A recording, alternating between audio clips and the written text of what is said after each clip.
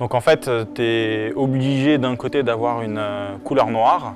Après, tu peux garder la couleur rouge comme avant, mais tu peux aussi maintenant changer et avoir une plaque de couleur qui peut être bleu, rose, mauve, vert. Et c'est aux joueurs maintenant de choisir la couleur avec laquelle ils ont envie de participer.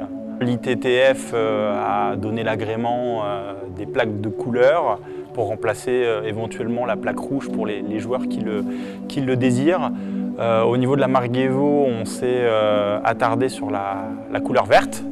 Alors c'est un petit peu lié, la couleur verte c'est une couleur importante pour la marque car notre fer de lance c'est Haruna Quadri. C'est notre numéro 1 qui est numéro 1 africain et joueur du Nigeria. Le Nigeria qui est aussi sponsorisé par Gevo et le vert est la couleur du Nigeria et donc de notre fer de lance Haruna. Il y a une logique marketing entre notre fer de lance et l'identité de la marque sur la volonté d'avoir sorti une couleur de plaque verte. Alors nous au niveau de Gevo on va rester sur le vert. Actuellement seulement la Neoflex qui est justement la plaque qui est notre best-seller parce qu'elle s'adresse au plus grand nombre, plutôt aux joueurs qui avant jouaient avec des plaques sans stockage d'énergie et qui souhaitent aujourd'hui avoir un revêtement plus adapté à la balle plastique avec un tout petit peu plus de vitesse et surtout beaucoup plus d'accroche parce qu'on sait que cette balle elle avance un peu moins comme elle est un peu plus lourde et surtout comme elle est un peu plus grosse elle tourne un peu moins donc moins d'effet. Elle vient un peu compenser cela.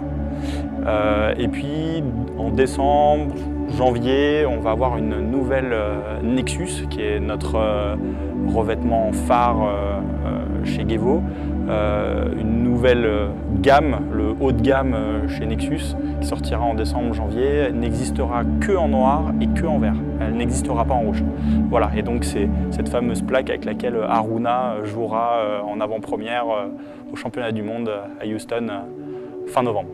Ça peut donner un côté un peu plus fun, un côté peut-être plus coloré, plus visuel aussi pour la télévision. On voit aussi qu'au niveau des nouveaux Open WTT, on voit également que les couleurs ont changé, plutôt noir, gris, donc assez sombre.